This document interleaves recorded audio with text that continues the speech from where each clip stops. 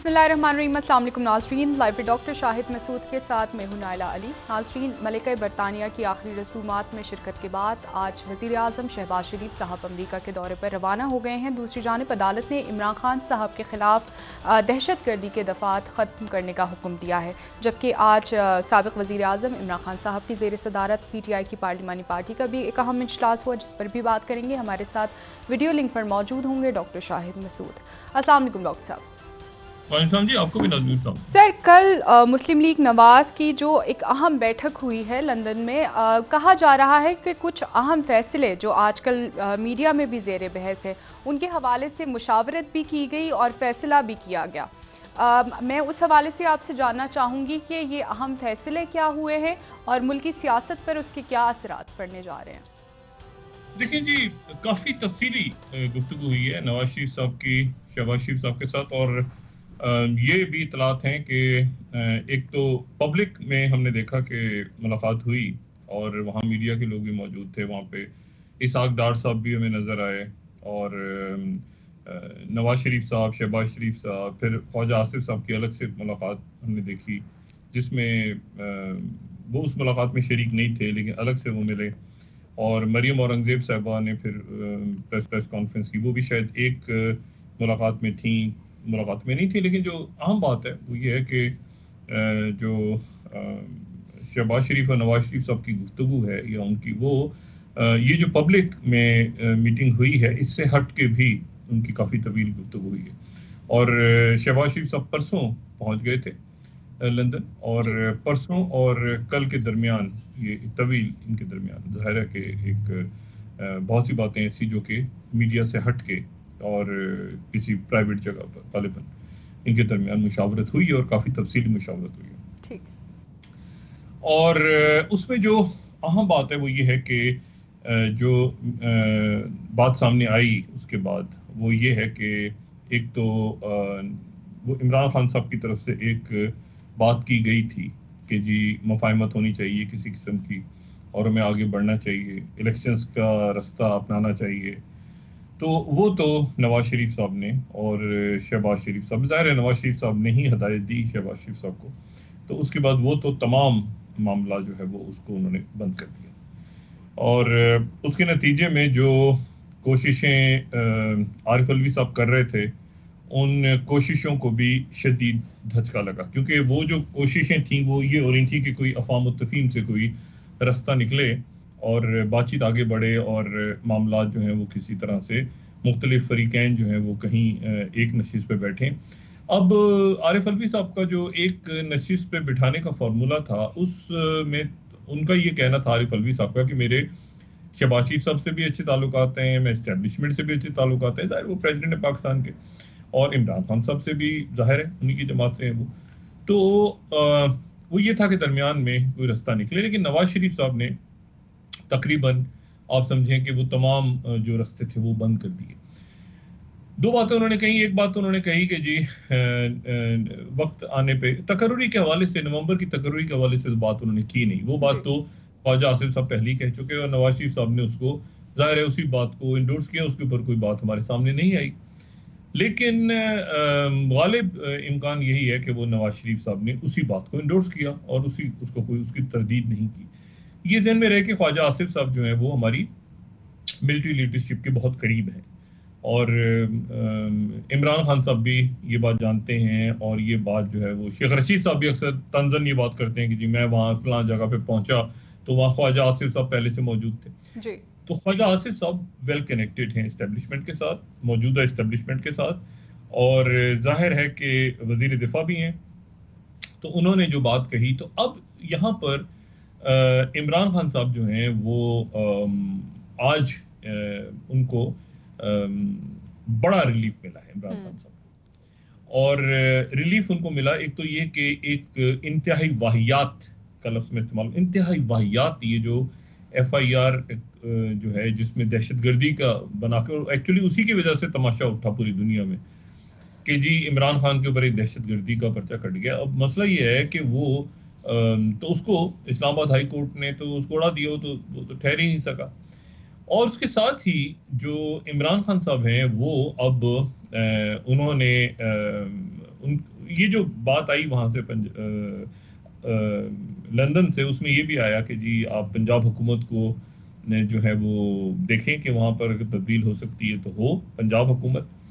जो कि इमरान खान साहब के लिए बहुत अहम है, क्योंकि आने वाले चंद दिनों में यानी अक्टूबर के पहले या दूसरे हफ्ते में, ये बात बड़ी अहम है कि पहले या दूसरे हफ्ते में मेरी बात हुई तहरीक इंसाफ के अहम रहनुमाओं से जो कि कोर कमेटी में मौजूद थे। तो मैंने कहा जी इसको अक्टूबर के पहले या दूसरे हफ्ते में आप क्या तैयारियां कर रहे हैं। तो उन्होंने कहा जी एक तो बात यह है कि इमरान खान साहब कराची जाएंगे अभी, और कराची में एमक्यूएम पाकिस्तान में उनके जो कारकुन पिछले चंद दिनों में जिनकी लाशें मिली हैं, उसके बाद एमक्यूएम पाकिस्तान जो है वो बहुत मतलब मुझे नहीं पता कि वो किस तरह से, कल राना सनाउल्लाह साहब कराची जा रहे हैं गालिबन वजीर दाखिला। ये जो सूरत हाल है एमक्यूएम पाकिस्तान के हवाले से, ये सियासत से हट के ये मसला वैसे ही बहुत अजब मसला है कि वहां पर, और ये पूरे पाकिस्तान में ही एक्चुअली ये मस्जिदा लाशें मिलती हैं, कभी खासकर बलोचों को बड़ा इशू है, कभी कहीं से मिलती हैं, कभी केपी में मिलती हैं, कभी कराची में मिलती हैं। और ये एक इश्यू ऐसा है जिसको सुप्रीम कोर्ट ने भी, मिसिंग पर्सन्स को हाई कोर्ट ने भी बहुत दफा उठाया इस मामले को। वजीर आजम साहब ने जाने से पहले कहा कि मैं मिसिंग पर्सन्स के वाले, और साथ ही वो फिर उनके जो लाशें बरामद होगी। तो ये राना सनाउल्लाह साहब कराची जा रहे हैं, कल वो गालिबन बहादराबाद में जो एमक्यूएम का मरकज है वहां का दौरा करेंगे, एमक्यूएम पाकिस्तान का, और उनसे बातचीत करेंगे। लेकिन वहां पर एमक्यूएम के कारकुनों में कम गुस्सा है इस मामले में। और इसी दौरान इमरान खान जो है वो तैयारी कर रहे हैं कि जी मैं वो जो मफाहमत वगैरह की बातचीत थी गालिबन वो सारी खत्म, वो दरवाजे बंद कर दिए सारे। देखिए मौलाना फजलुर रहमान साहब का जो इशू सामने आया, उनका बयान सामने आया, फिर उसके बाद मरियम नवाज साहिबा ने भी नवाज शरीफ साहब को इंडोर्स कर दिया। अब इमरान खान ये कहते हैं कि भाई ये लोग मुल्क से बाहर बैठ के, आज भी उन्होंने जो जलसा किया चकवाल में तो बहुत लोग थे, बहुत बड़ा जलसा था, तो वो ये कहते हैं कि भाई इनको कैसे इख्तियार दिया जा सकता है। और अंदर पार्टी के अंदर ये दबाव बढ़ता जा रहा है कि आप जल्द से जल्द इसका ऐलान करें, क्योंकि ये एक ट्रक की बत्ती है और किसी किस्म की मुफाहमत और बातचीत नहीं हो सकती। और तहरीक इंसाफ के जो लोगों से मेरी बात हुई आज, तो मैंने कहा जी इसको, एक तो वो अक्टूबर के पहले या दूसरे हफ्ते में वो कहते हैं कि जी हम इसकी कॉल देंगे। और इमरान खान साहब की जब से मुलाकातों की खबरें चली हैं, और वो मैंने पहले भी कहा कि इससे कतई नजर के वो मुलाकातें हुई या नहीं हुई, या वो खुशगवार हुई या ना खुशगवार हुई, इमरान खान साहब जो हैं उनको अब बहुत यानी पूरे सिस्टम की तरफ से एक रिलीफ मिलता उनको नजर आ रहा है, जो कि इस्लामाबाद हाई कोर्ट से भी मिल रहा है। और उनको यानी ये तोशाखाना जो केस है वो थोड़ा सा मेरे ख्याल से इलेक्शन कमीशन के साथ, चूंकि उनके मामलात ऐसे हैं कि जिस पे वो इतराज भी करते रहे हैं, तो तोशाखाना का मामला थोड़ा सा उनको संजीदा लेना चाहिए। मैं आज रिमार्क्स देख रहा था तोशाखाना केस के, तो उसमें इलेक्शन कमीशन के जो तोशाखाना रेफरेंस है उसको जरा संजीदगी से वो लें। लेकिन बाकी जो सिस्टम है वो सिस्टम की तरफ से उनको, इमरान खान साहब को ठंडी हवाएं आ रही हैं। अब ये ठंडी हवाओं के अंदर जो है वो उनका, ये मेरी उनके लोगों से बात हुई, मैंने कहा जी आप ये इस्लामाबाद की कॉल, असल तो बात ये है कि ये सिस्टम तो जो है वो, अच्छा महंगाई, करप्शन बेइंतहा, बाहर के मुल्कों से जितनी उम्मीद थी, आर्मी चीफ चाइना से भी आज मजीद इमदाद आई है, लेकिन ये पीनट्स है, ये कुछ भी नहीं है। ये जो है इसके, ये तो वो पैसा है जो सारा का सारा बाहर से आएगा, और जिसके ऊपर लोग जो हैं वो हमारे ये सूबाई हुकूमतें जो हैं ये, और यहाँ जो बैठे लोग हैं वो तो पहले से ही नजरें लगा के बैठे हैं कि अच्छा इतने पैसे आ रहे हैं, इतने ये लूट मार हुई है, वो लूट मार, तो वो तो तैयार बैठे हैं। तो ये क्या मिलेगा पर जो नुकसान का अंदाजा है वो 30 से 40 अरब डॉलर तक पहुंच गए। और माशी कोई प्लान है नहीं सामने कि जिसके ऊपर हम चल के ये बात कर सकेंगे जी 2 महीने बाद ऐसा होगा, 3 महीने बाद अब होगा। तो वो नवाज शरीफ साहब ने भी उसके ऊपर कोई प्लान नहीं दिया शहबाज शरीफ साहब को। उन्होंने भी ये कहा कि आप मामलात को, उन्होंने हालात के ऊपर एक दुख का इजहार किया जो कि बड़ी बात है। और साथ ही उन्होंने कहा कि जी आप जाके ये हुकूमत जो है ये अपनी मुद्दत पूरी करेगी। पाकिस्तान में हुकूमतें अपनी मुद्दत अपनी मर्जी से नहीं पूरी करती, ये बात मैं हमेशा कहता हूँ। मतलब हुकूमत अपनी मुद्दत पूरी करेगी ये फैसला हुकूमतों ने नहीं करना होता। एक तो वैसे ही पाकिस्तान में, और ये तो बहुत ही अनस्टेबल हुकूमत है, और ये तो अब उन्होंने शहबाज शरीफ साहब को कह दिया कि जाओ भाई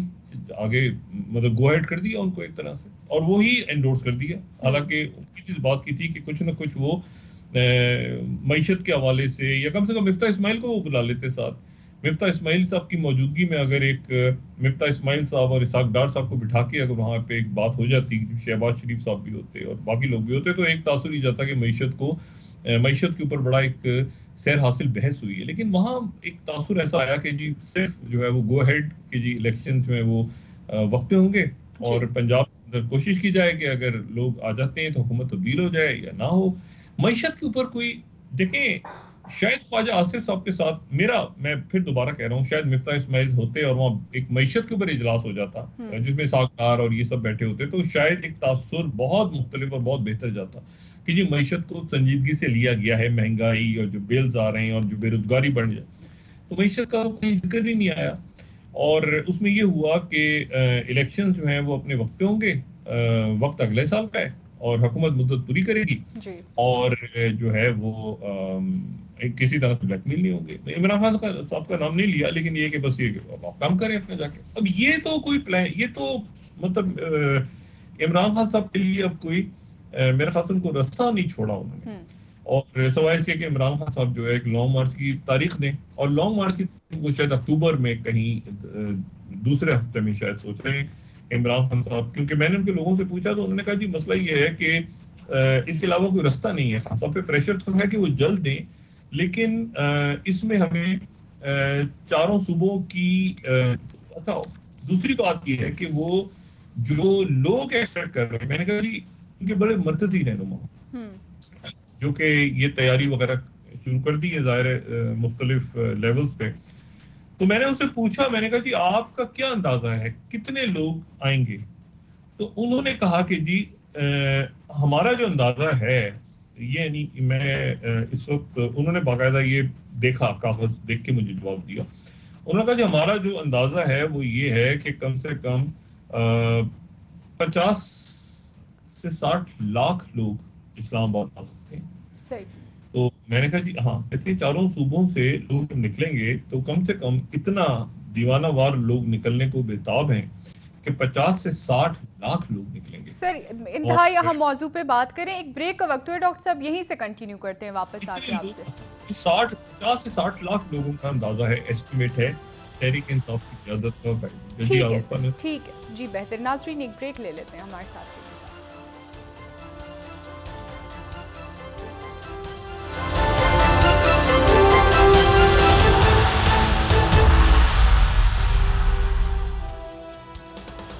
वेलकम बैक नाजरीन। जी डॉक्टर साहब, इमरान खान साहब की सियासत के हवाले से बात कर रहे थे। इमरान खान साहब ने आज कहा है कि अगर अक्टूबर में इंतखाबात का ऐलान नहीं किया जाता तो हुकूमत बनाना मुश्किल हो जाएगा। लेकिन दूसरी तरफ हम पंजाब में देख रहे हैं कि इत्तेहादियों के साथ भी जो हुकूमत बनाई है पीटीआई ने, उसमें भी हमें काफ़ी लॉबिंग नज़र आ रही है और इख्तलाफात नज़र आ रहे हैं। पीटीआई के अरकान ने भी इस हवाले से खान साहब से शिकायत की है। क्या इस वक्त मुश्किल नहीं होगा खान साहब के लिए इतना बड़ा एक मजमा इकट्ठा करना इस्लामाबाद में, जहां पे पंजाब में भी इख्तलाफात मौजूद हैं? नहीं देखिए, वो खान साहब ने मजमा तो नहीं इकट्ठा करना, खान साहब ने तो कॉल दे देनी है और लोगों ने चल पड़ना है उसके बाद। ये खान साहब के जहन में है कि मैं कोई, मतलब ऐसा नहीं कि वो कोई बहुत ज्यादा लोगों, वो बस उनके जहन में ये है कि मैंने इस्लामाबाद की कॉल देनी है और उसमें 20 से 50 लाख, यानी 50 लाख के करीब, मैंने 50-60 लाख, यानी वो, बल्कि मैं 20-25 लाख में रुका तो उनके जो रहनुमा थे उन्होंने कहा नहीं डॉक्टर साहब ये 20-25 नहीं है तो 50 लाख से भी ऊपर लोग। मैंने कहा अच्छा, तो ये वो अच्छा। लेकिन जो असल जो बात है वो ये है कि नवाज शरीफ और शहबाज शरीफ साहब ने इस तमाम जो काविशें थी इमरान खान साहब की, जिसको मैं समझता हूं कि एक बहुत जैतून की एक उन्होंने शाख आगे की थी कि जी मैं इलेक्शंस की तरफ और बातचीत करने को तैयार हूं और मुख्तलिफ मामला, उसको नवाज शरीफ साहब ने और शहबाज शरीफ साहब ने एक साइड पे कर दिया। और यही कुछ हमने देखा कि यही पीडीएम के बाकी रहनुमाओं की तरफ से मामला आ गया। तो इमरान खान साहब के सामने कोई रास्ता नहीं है इस वक्त। अच्छा, दूसरी जो बात है वो देखें कि शहबाज शरीफ साहब जो हैं वो मलका की जो आखिरी रसूमात हैं, जो कि अब तदफीन की तरफ मलका एलिजबेथ का मामला जा रहा है, तो इसके बाद वो चले जाएंगे न्यूयॉर्क पहुंच जाएंगे और कल से उनकी न्यूयॉर्क में मसरूफियात शुरू हो जाएंगी। और 23 तारीख को उन्होंने गालिबन खिताब करना है, और इससे पहले उनकी मैक्रों से फ्रांस के सदर मैक्रों से मुलाकात है, उनकी तैयब उर्दगन से मुलाकात है, उनके एजाज में वो शायद जोरानिया भी दे रहे हैं, स्पेन के वजीर जो सरबराह उनसे मुलाकात है, उनकी ऑस्ट्रिया के मलाला यूसुफजई से, बिल गेट्स से, IMF, वर्ल्ड बैंक, इन लोगों से मुलाकात कर रहे हैं वो। और इसी दौरान जो है वो प्रेसिडेंट बाइडेन एक अशाइया देंगे, उसमें वो शरीक होंगे। और उसके बाद वो 19 से 23 तारीख, आज से शुरू करके तो 23 तारीख तक उनका दौरा है, और फिर वो 23 को उनकी वापसी होगी, 24 को वो पाकिस्तान में होंगे वापस। अच्छा, अब ये इशू ये है कि यहाँ पर इमरान खान साहब जो हैं वो, मैंने आपसे कहा ना कि सिस्टम की तरफ से उनको, इमरान खान साहब को एक, आपको लगेगा, महसूस होगा कि वो सिस्टम की तरफ से, चाहे वो अदालतें हों, चाहे वो शहबाज गिल साहब की रिहाई हो, जो कि शहबाज गिल साहब को तो देखें इशू ऐसा है कि जिसके ऊपर जितना भी दुख या हैरत या परेशानी का इजहार किया जाए, इससे कतई नजर कि वो PTI के एक रहनुमा, या मतलब आप ये देखें कि एक शहरी के साथ क्या हुआ क्या है, मतलब एक अजीब सा मामला है जो कि कहीं जिसका कोई सर पैर नहीं है बिल्कुल, कि तशद्दुद हुआ नहीं हुआ, वो अस्पताल में उनको खाना खिलाया जा रहा है, फिल्में आ रही हैं, अजीब एक सिलसिला रहा। तो शहबाज गिल साहब के एक अजीब मामला हुआ, और वो मतलब शहबाज गिल जो हैं वो इमरान खान सबसे मिले भी गालिबन, या उनकी बात भी हुई है कल, या मिले हैं वो,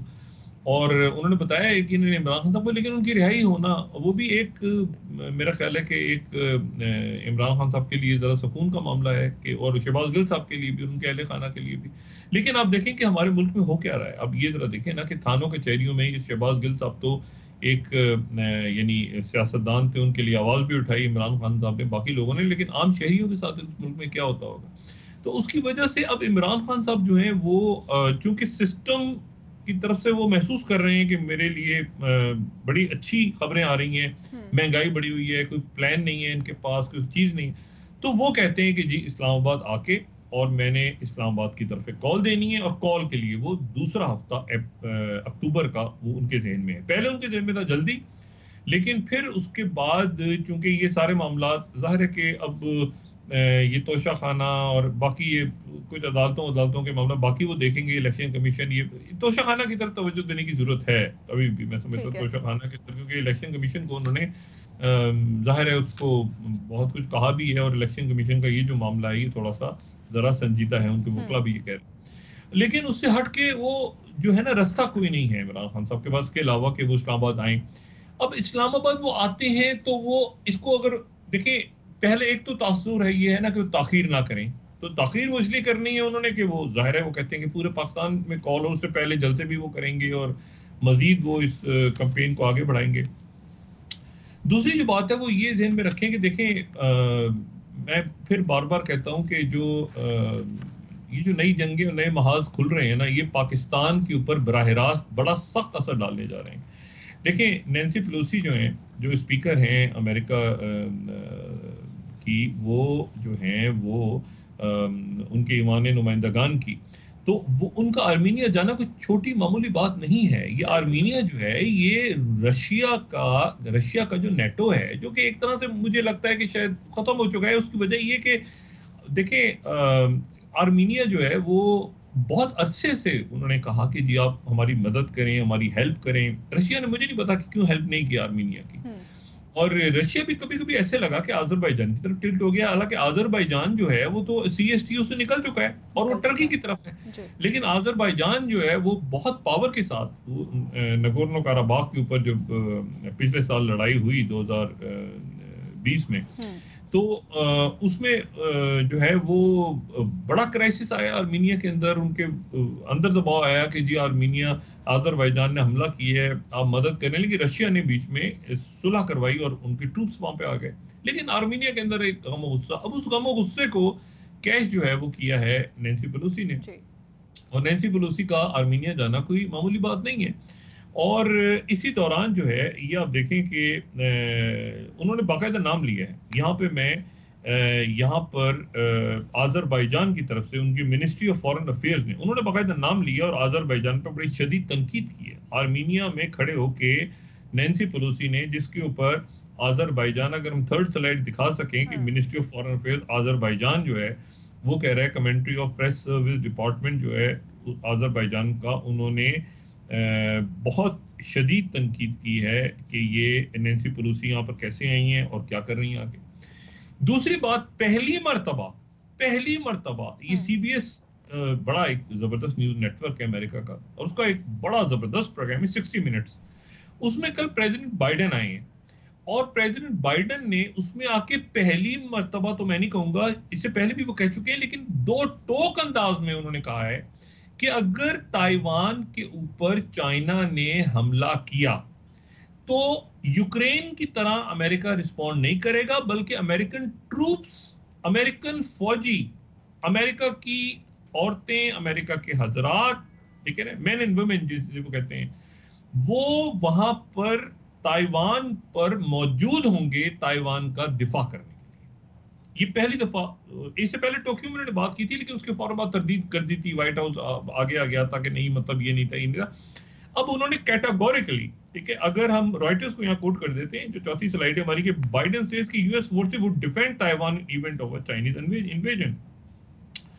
उसके ऊपर चाइना ने बड़ा सख्त रिएक्ट किया। रॉयटर्स को ही कोट करते हैं, China logics complain after Biden says US will defend Taiwan in Chinese invasion. अच्छा, ये चाइना ने इस पे रिस्पॉन्ड इस तरह से किया है, वो कहते हैं कि भाई एक मिनट, पहली बात तो ये है कि ये बाइडेन ने हमारे अंदरूनी मामलात में मुदाखलत की, एक वन चाइना पॉलिसी है, ठीक है, और ये वन चाइना पॉलिसी है, और इस वन चाइना पॉलिसी में ये हमारा अंदरूनी मामला है, और एक चाइना के अंदर आपने अलहदगी पसंदों की हमायत करके उनकी मदद करने के लिए आपने आने का ऐलान कर दिया, यानी वो अलहदगी पसंद कहते हैं ना ताइवान। तो चाइना का बड़ा सख्त रिस्पॉन्स आया इस पे, और इसके ऊपर जो है वो यकीनन चाइना ने कहा है कि ये इससे आबनाए ताइवान का अमन भी मुतासर होने जा रहा है आपकी इस बात से, और आपकी इस बात से जो है वो पूरी दुनिया में एक मैसेज आपने, मतलब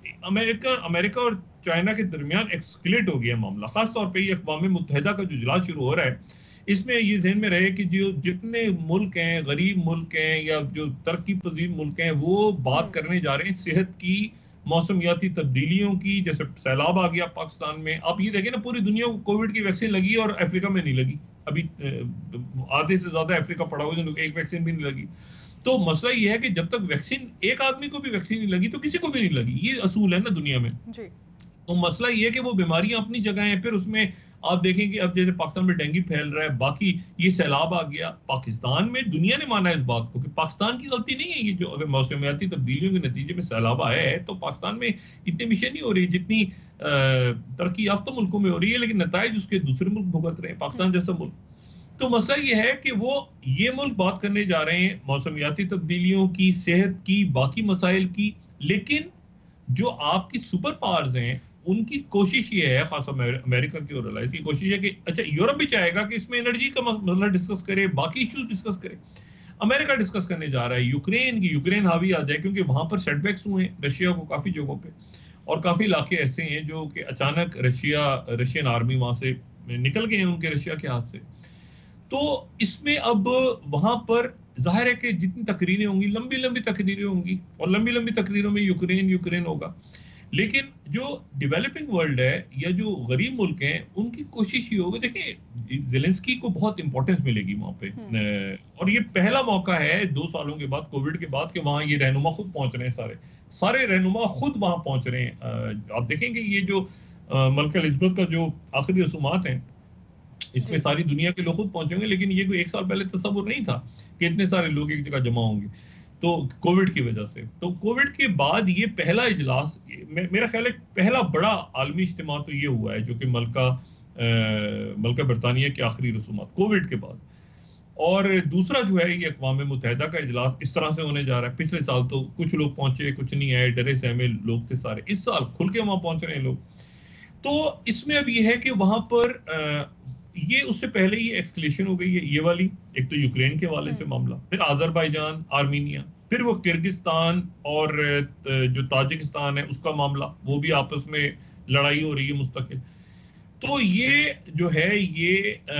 इस पूरे मामले में पाकिस्तान को अपनी बहुत से इश्यूज के हवाले से, ये इवन जो मुलाकातें भी हो रही हैं, आप देखें शहबाज शरीफ साहब की बड़ी इंपॉर्टेंट मुलाकात है IMF और वर्ल्ड बैंक से, यहां पर होना चाहिए था मिफ्ता इस्माइल को। मुझे नहीं पता, हो सकता है मिफ्ता इस्माइल, अल्लाह करे कि पहुंच जाए मिफ्ता इस्माइल, लेकिन मिफ्ता इस्माइल साहब का होना जरूरी था, क्योंकि मिफ्ता इस्माइल होंगे तो बात करेंगे ना IMF से और वर्ल्ड बैंक से। मैं उम्मीद करता हूं, गुजारिश करता हूं कि IMF से मुलाकात, देखो फोटो सेशन तो नहीं करना ना, IMF और वर्ल्ड बैंक से मुलाकात हो रही है तो मिफ्ता इस्माइल साहब बैठे हो वहां, वजारत खजाना के लोग बैठे हो, उनको प्रेजेंटेशन दें, उनको बताएं कि जी पाकिस्तान में सैलाब आ गया है, ये हम आपकी जो शराइत है इनको नहीं मान सकते। अब ये जो खबर है कि जी शहबाज शरीफ साहब की मुलाकात होगी वर्ल्ड बैंक से और IMF से, तो मुझे नहीं पता कि उसमें मिफ्ता इस्माइल साहब हैं या नहीं है। मैंने पूछा अभी अक़वाम मुत्तहिदा में पाकिस्तानी जो मंदूब है उनके ऑफिस से, बड़े जबरदस्त है मुनीर अकरम साहब, तो उनके ऑफिस से कोई जवाब ही नहीं आया। उन्होंने कहा जी अभी तक तो हमारे पास नहीं है। मैंने कहा यार भाई मेरी बात सुनो, IMF और वर्ल्ड बैंक से शहबाज शरीफ मिलकर क्या करेंगे, तो मिफ्ता इस्माइल को साथ बिठाएं ना, और सेक्रेटरी खजाना को साथ बिठाएं और एक प्रेजेंटेशन है वहां पे पूरी कि भाई पाकिस्तान में लोग मर गए हैं, खप गए हैं, सेक्रेटरी UN के सेक्रेटरी को, सेक्रेटरी जनरल जो है ये, उनसे पूछ लें, उनको बुला लें, उनको बिठा लें साथ, उनके इजाज में भी जोराने दे रहे हैं, उनके जोरानों में शरीक हो रहे हैं, तो वहां पर इनको बिठा के उनसे कहिए, इनसे पूछो कि क्या हालात है वहां पे पाकिस्तान के। पाकिस्तान में सर माजी में साबिक वजीर आजम इमरान खान साहब भी IMF के वफ्द से मिलते रहे, मुलाकातें करते रहे, हमने माजी में देखा है जब IMF से मुज़ाकरात हो रहे थे। नहीं, मुलाकातों को तो मुलाकातों का अचार डालना है। मैं ये बात कह रहा हूं कि उन मुलाकातों में वजारत खजाना के लोग होने चाहिए, उन मुलाकातों में वो लोग हों जो पाकिस्तान के हालात के बारे में उनको ब्रीफ करें, खासतौर पे जब हाईएस्ट लेवल पे। देखें वर्ल्ड बैंक के सदस्य से हो रही है मुलाकात, आपकी IMF के सरबराह से हो रही है, तो वहां पर मेरा ये कहना, और कहां पर हो रही है, अक़वाम मुत्तहिदा में, जहां के सेक्रेटरी जनरल होके गए हैं पाकिस्तान से, तो वहां पर ये आपको इशू रेस करें ना, मतलब सैलाब के हवाले से, और ये बड़ी विक्ट्री होगी। तकरीर आपने लंबी चौड़ी कर दी, वो एक रवायती तकरीर होती है पाकिस्तान की, हमेशा ऐसे हुआ तो ऐसे हुआ, हम ये दुनिया में ये चाहते हैं, बहुत अच्छा है। लेकिन मसला ये है कि इस वक्त पाकिस्तान का जो इशू ये है, और मुझे बड़ी खुशी हुई पहले तो सुन के कि ये मुलाकातें हो रही हैं IMF और वर्ल्ड बैंक से, लेकिन फिर मुझे ये समझ नहीं आया कि इसमें शहबाज शरीफ क्या करेंगे। इसमें तो मिफ्ता इस्माइल को होना चाहिए था और वजारत खजाना के लोगों को होना चाहिए, ताकि कोई इसका कोई बारह देखते हैं कि हो सकता है कोई समझा दे और ये यहाँ से लोग चले जाएंगे। मुझे नहीं पता कि वहां पर शहबाज शरीफ साहब की मुलाकात। फिर एक और मसला देखें, ये बात जो मैं बहुत दिनों से कह रहा हूं ना, मैं बहुत दिनों से बात कर रहा हूं, ये गार्डियन ने आज खबर लगाई है, ये गार्डियन की हेडलाइन है, और अब ये इंटरनेशनल मीडिया में डिस्कस होना शुरू हो गया कि इंडियन गवर्नमेंट अक्यूज्ड, भारतीय हुकूमत पे इल्जाम लग रहा है इस बात का कि ceding land in Himalaya to China, कि उन्होंने तो अपनी जमीन खो दी है चाइना क्या। ये गार्डियन के अंदर राहुल गांधी का बयान नहीं छपा हुआ, ये गार्डियन के अंदर जो है वो ये कह रहे हैं कि भाई वहां जो लोग बैठे हैं, वहां पर जो लोग रहते हैं, वो ये कह रहे हैं, गार्डियन को बता रहे हैं, वहां रहने वाले लोग, उन इलाकों में रहने वाले लोग, ये हमारी 7वीं खबर जो गार्डियन की, वहां जो रहते हैं लोग, जो साबिका लाइन ऑफ कंट्रोल के आसपास रहने वाले लोग हैं, वो ये कह रहे हैं, और उनके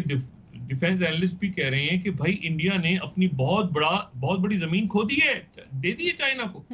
अब ये मैंने कहा ना, ये अब वो इशू है जो मेरा ख्याल है मई 2020 के बाद से बहुत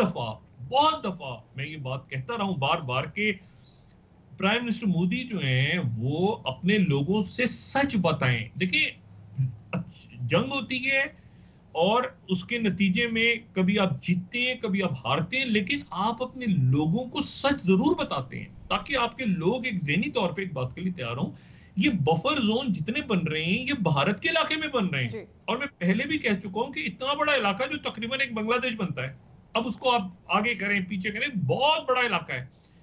वो इलाका भारत ने खो दिया है। अब ये इसको अब जनाब गार्डियन लिख रहे हैं, कभी कोई अब ये और डिस्कस होना शुरू हो गया पूरी दुनिया में कि इंडिया ने अपनी जमीन खो दी है, गार्डियन की हेडलाइन। और मैंने कहा राहुल गांधी का बयान नहीं है ये।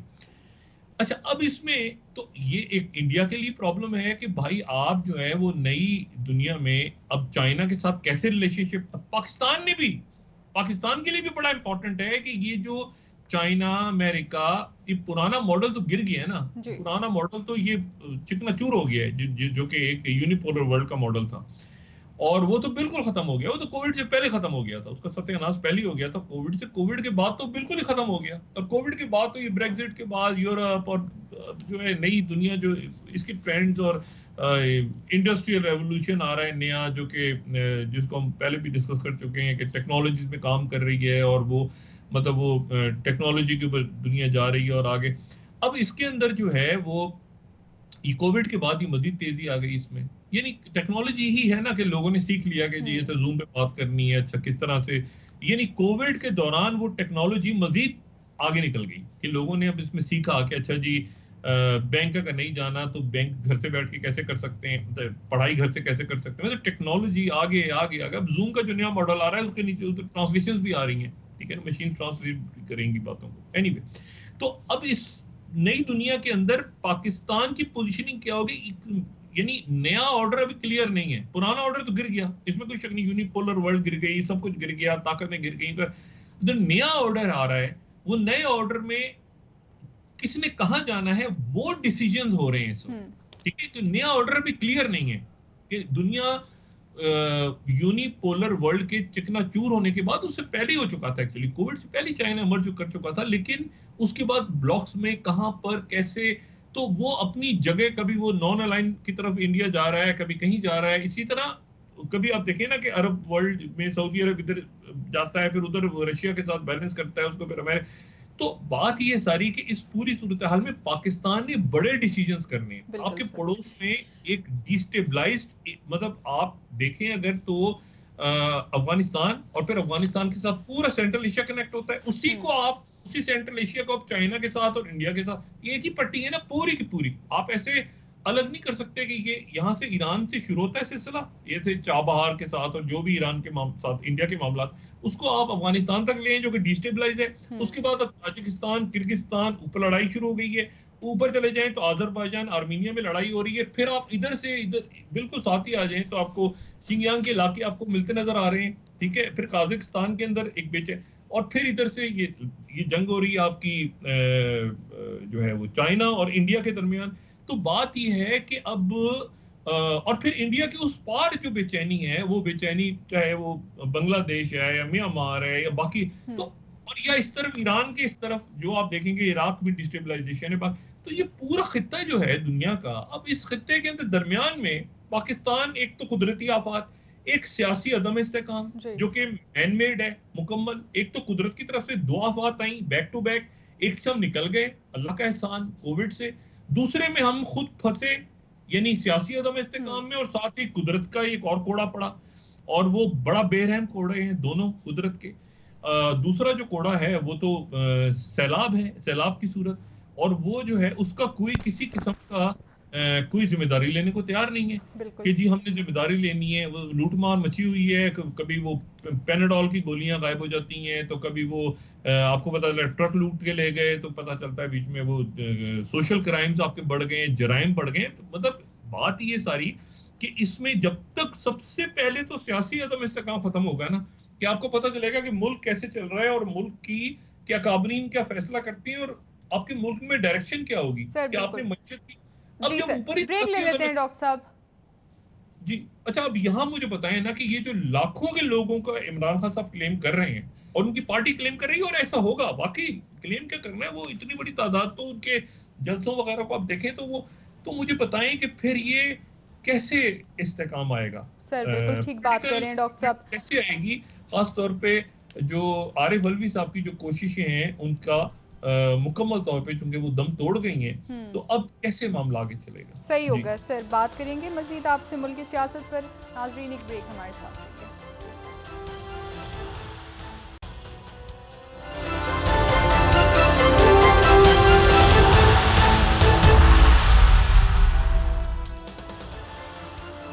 वेलकम बैक नाज़रीन। जी डॉक्टर साहब, मुस्लिम लीग नवाज की जानिब से, नवाज शरीफ साहब की जानिब से ये कहे जाना कि इंतखाबात मुकर्ररा वक्त पर ही होंगे, लेकिन इस वक्त पीटीआई की जानिब से ये प्रेशर बिल्ड किया जा रहा है कि अक्टूबर तक इंतखाबात का ऐलान ना हुआ तो मामलात खराबी की तरफ जा सकते हैं और हुकूमत बनाना मुश्किल हो जाएगा। इस वक्त जो बयानात दिए जा रहे हैं, क्या ये सिर्फ बयानात हैं या फिर वाकई आइंदा आने वाले दिनों में, जैसे आपने भी जिक्र किया कि एक अवाम का एक हजूम इकट्ठा होगा इस्लामाबाद में, क्या मामलात वाकई खराबी की तरफ जाने वाले ये हैं? तो इमरान खान साहब इसका फैसला करेंगे और देखते हैं कि उससे पहले क्या कोई मुफाहमत की मजीद बातचीत चलती है, क्या दोबारा अरसर नौ कोशिश होती है कि इमरान खान साहब ने भी कहा कि एक पुरअमन इनकलाब जो कि इंतखाबात के जरिए मुमकिन है, क्या उसकी मजीद कोशिश होती है, क्या मजीद क्योंकि अभी टाइम है, मैंने आपसे कहा ना कि अभी इमरान खान साहब इसको अक्टूबर के पहले या दूसरे हफ्ते में इसको करने जा रहे हैं, तो क्या उस वक्त तक मजीद कोशिशें होती हैं, कोई मुमकिन है मजीद कोशिशें और मजीद बातचीत चले। हमारा कौमी सलाम ये देखें, ये हमने जो है ना मतलब है कि कोविड का बहरान कैसे निपटाया पाकिस्तान ने कोविड का बहरान कई मगरिबी ममालिक से बेहतर निपटाया। पाकिस्तान ने कई यूरोपीय ममालिक से बेहतर निपटाया। पाकिस्तान ने जो है ये इशू आप और मतलब माजरत के साथ ये जो आपका कोलैप्स हो रहा है सारा का सारा यूनिपोलर वर्ल्ड ऑर्डर, तो उसकी अलामतें आपको आप देखें क्या हुआ क्या है, मतलब एक दूसरे को नहीं दे रहे, जहां पर बना रहे हैं वो एक दूसरे को वैक्सीन नहीं दे रहे, लड़ाइयां हो रही हैं आपस में, इसको नहीं मानते उसको नहीं मानते। पाकिस्तान उस बहरान से निकला है, अल्लाह का एहसान पाकिस्तान में। और पाकिस्तान ये अभी तक बतौर रियासत अभी तक चाइना और अमेरिका और रशिया के दरमियान बैलेंस करने में कामयाब भी हुआ है। हालांकि इस दौरान अमेरिका का इनखला हुआ है अफगानिस्तान से और अमेरिका की हालात खराब है इस बॉर्डर पे, मुख्तलिफ खबरें टीटीपी आगे पीछे, लेकिन जितना हम एक्सपेक्ट कर रहे थे, अल्लाह माफ करे कि पाकिस्तान कंबोडिया बन जाएगा, यहां तक लोगों ने कहना शुरू कर दिया था कि फॉल आउट होगा, पता नहीं क्या होगा, खुदा जाने अफगानिस्तान से अमेरिकी फौज निकलेगी तो क्या होगा, और खतरा था। लेकिन वो जैसे तैसे करके अफगानिस्तान के हालात जो हैं वो हम कह सकते हैं कि डिस्टेबलाइज है, उतने नहीं है जितनी तवक्को हो रही थी। और उसके बाद पाकिस्तान के अमेरिका से ताल्लुकात भी बेहतर है, बहुत बेहतर हुए। अभी आप देखें जो F-16 वगैरह के हवाले से, ठीक है उसकी कोई आपकी बहुत कोई कैपेबिलिटी नहीं, उसके ऊपर कितनी कैपेबिलिटी बढ़ी है कितनी नहीं बढ़ी, वो एक पुराना उनके साथ एग्रीमेंट था। लेकिन बहरहाल वो आपके आप अमेरिका और चाइना के दोनों के साथ और रशिया के साथ भी इन हालात में भी आप बतौर रियासत तो आप किसी एक बड़े बड़े अच्छे अंदाज में बैलेंस आउट कर रहे हैं। अब मकसद ये है, मसला ये है कि यहाँ पर आपकी कौमी सलामती अब ये आपकी बॉर्डर तक नहीं है, नेशनल सिक्योरिटी ये कोई ताल्लुक नहीं है कि ये आपकी ये सरहद इधर खत्म हो गई तो ये सरहद खत्म इधर हो गई तो ये आपने ये नेशनल सिक्योरिटी आपकी रीजनल या ग्लोबल सिक्योरिटी से वाबस्ता हो गई है। क्या मुझे बताएं, यूक्रेन की जंग में आपका नहीं कौमी सलामती मुतासर होती कि गंदुक कैसे आएगा, और क्या वहां पे जो है वो किसी और इलाके में झगड़े शुरू हो जाते हैं, क्या इवन मशरिक वस्ता के अंदर लड़ाइयां शुरू होती हैं तो आपके ऊपर असर नहीं पड़ता? क्या यमन की वॉर ने आपको मुतासिर नहीं किया किसी ना किसी अंदाज में चंद सालों में? बात यह है कि ये अब आपकी नेशनल सिक्योरिटी आपके बॉर्डर से बाहर जाती है। पहले तो आपने ये समझना है ना कि हमारी कौमी सलामती जो है वो हमारे ये बॉर्डर तक नहीं है, रीजन के इश्यूज या ग्लोबल इश्यूज बराह रास्त एक पाकिस्तानी की जिंदगी के ऊपर असरअंदाज होते हैं, ठीक है। और चाहे वो आपके IMF के साथ ताल्लुकात हों, चाहे वो वर्ल्ड बैंक से ताल्लुकात हों, चाहे वो चाइना से ताल्लुकात हों, चाहे वो इंडिया से ताल्लुकात हों, चाहे, और ये सारे जो कॉन्फ्लिक्ट्स हैं, सारे जो झगड़े हैं, ये सारे जो अमन की कोशिशें हैं, वो आपके मुल्क के अंदर मौजूद हर शख्स को मुतासिर कर, पहले तो ये, और मेरे ख्याल से हर आदमी समझता भी है इस बात को। अब इश्यू ये है कि अगर ये सियासी अदम इस्तेकाम जो है ये तो प्रॉपर मैन मेड क्राइसिस है, यानी ये तो इक्तदार की जंग है और इसमें इन्होंने ही फैसला करना है, हमारे अकाबरीन ने ही फैसला करना है कि इसको हमने कैसे बैठ के सड़कों पे तो जो है वो यहाँ पे कोई पानीपत के मैदान नहीं सजने ना, तो ये फैसले तो मतलब क्या होगा मुझे नहीं पता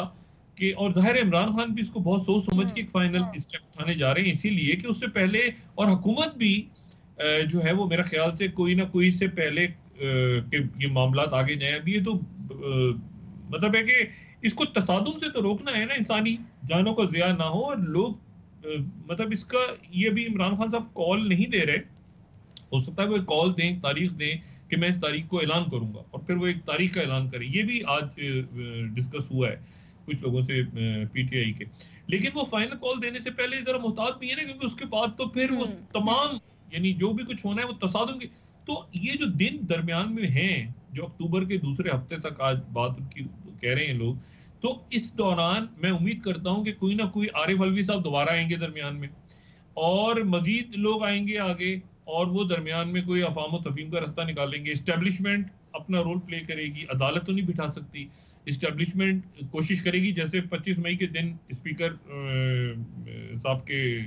तरफ जो है ये तसादुम टल गया था और लोग इधर उधर हो गए थे, या कोई अकाबरीन पॉलिटिशियंस आएंगे, लेकिन एक टाइम है दरमियान में सही। और उस टाइम के अंदर इमरान खान साहब का दबाव बढ़ता जाएगा। ये ज़हन में रखें, इमरान खान का दबाव कम नहीं होने जा रहा, वो बढ़ता जाएगा। हुकूमत दबाव में इसलिए आती जाएगी। आज देखिए मरीम औरंगजेब साहब पे और उन पे पर्चा कट गया, ये अपना दहशतगर्दी का जावेद मुकदमा। जावेद लतीफ साहब पे कट गया और पीडीपी कौम पे कट गया कि जी आपने ये मजहब के हवाले से। तो मकसद ये है कि वो अब उन पे दबाव मजीद बढ़ रहा है आने वाले दिनों में। इमरान खान साहब जो है वो अपने लाव लश्कर के साथ इस्लामाबाद की तरफ